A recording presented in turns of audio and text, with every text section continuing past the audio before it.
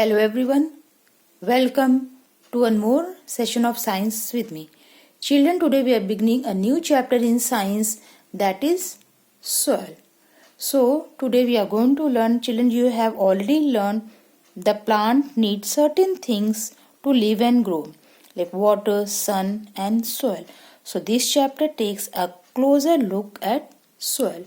So the process of soil formation is called pedogenesis, right? So big pieces of rock, how the soil is formed. See children, the process of soil formation take place over 100 or you can say 1,000 of years. So hot and cold weather conditions help in the formation of soil. Like rain, sunset, wind and ice can cause the rocks to crack and break up into smaller pieces. Right? So these smaller pieces keep breaking down till a powdery mass is formed. So this powdery mass has piece of rocks, air, water trapped inside and other living and non-living materials. So this is called a soil. So this was the formation of soil. Okay. And children, beside rocks pieces, soil also has a humus. When plants and animals die, what happens? They decompose or break down and get mixed with the soil, forming humus. So you all know very well that plants grow well when there is a lot of humus in the soil. So now we are talking about a soil. See, the top layer of the earth's surface, which consists of sands, remains of dead plants and animals. Just now I told you that is a humus, and this humus, it's very good for the plants to grow. Okay, so plants grow well when there is a lot of humus in the soil. So the top layer of the earth's surface, that is called the soil. So earth crust is made up of children, it is made up of several layers, and each layer consists of different materials. The topmost layer of the crust is called soil. Scoop and first full of soil forms a garden and fill it. Did you feel some grains and sticky mud when you touch the soil? So soil, this shows that soil is a mixture of minerals, water, air and other substances. Okay, and you all know very well. So what are the uses of soil? You all know that plants grow very well in soil, and it is a home of many insects and small animals, right? So children, the composition of soil. Okay, so soil is made up of different types of soil particles. So here are three: the sand, silt and clay. So children, when we are talking about the sand, see, sand are the largest soil particles, and silt is the smaller than sand but bigger than clay. So silt, these particles are smaller than sand particles but bigger than clay particles, right? Now the third one is your clay. So these are the smallest soil particles. Okay, so the three are there. When we are talking about the composition of soil, so soil is made up of different types of soil particles. So the first one is sand, second one is silt and the third one is clay. So the sand is the largest soil particles, and silt, these particles are smaller than sand particles but bigger than clay particles. Now the clay, these are the smallest soil particles. They are very small. Okay.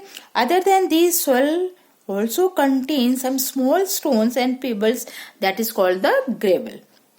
Minerals such as iron, calcium and potassium and humus. Soil also contains some amount of air and water. So children, you know the importance of soil. Soil is very important for the growth of plants. It gives them water and minerals like food for plants. And the soil can be made, children, more fertile by adding manure. So if you want to make your soil fertile, so what we should add? We should add manure, right? So manure is a mixture of animal dung and decaying leaves of plants and trees. And you know children, soil takes 1,000 or 100 years to form soil. And children, you know, it is our duty to protect our soil. So soil can be protected by planting more trees, right? Now the types of soil. Okay, so children, you know, there are mainly 3 types of soil depending upon the amount of different soil particles present in it. So these are sandy, clay and loamy soil. So first we are talking about the sandy soil. So this soil has a greater proportion of sand particles, right? And sandy soil feel rough in texture, okay, and gritty, and it is a non-sticky, okay. When wet, it does not hold much water and drains most of it, okay. Now the second one is the clay soil. So this soil, you know, has a greater proportion of the clay particles. Clay soil feels smooth when dry and lumpy when and sticky when it is wet. Now the loamy soil, it consists same amount of sand, silt and clay.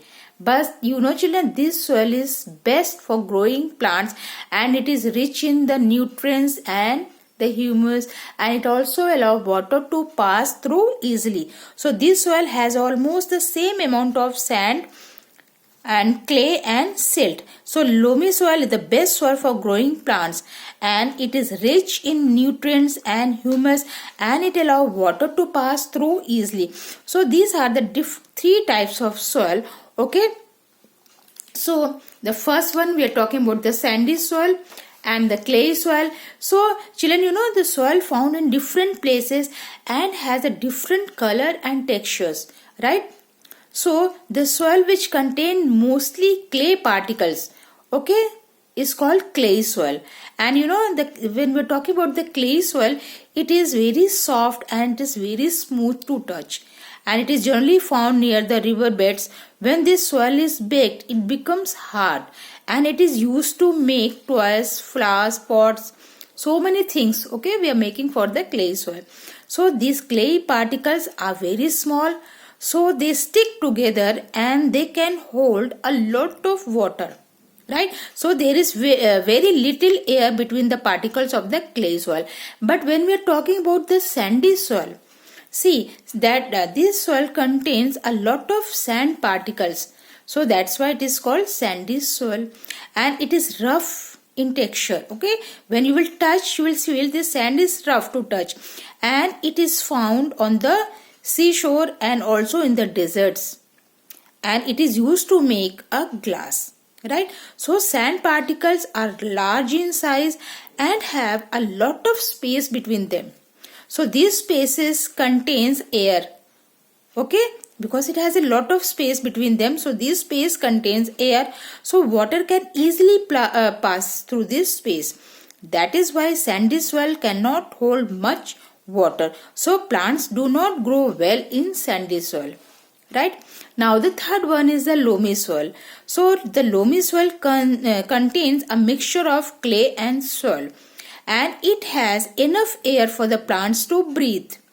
It can also hold water, and in addition loamy soil has a humus, so plants grow well in loamy soil. So this loamy soil is very good, the best soil you can say for growing plants, right? So now children, what is soil erosion? Okay, so the removal of the fertile topsoil by the action of wind and water is called soil erosion. Okay, so you know children, you all know very well that topsoil is very fertile, and because why it is very fertile? Because it is very rich in humus. Okay, so what will happen? The strong winds and water wash away the loose topsoil. If the soil is loose, so what will happen? This will easily carried out by the water or by the wind. So topsoil is very fertile because it is very rich in humus. So the removal of the fertile topsoil by the action of wind and water is called soil erosion. And what are the causes of this soil erosion? Strong winds, heavy rainfall, and deforestation. Deforestation means cutting down of trees, right? So strong wind, heavy rainfall, and cutting down of trees increase soil erosion, right?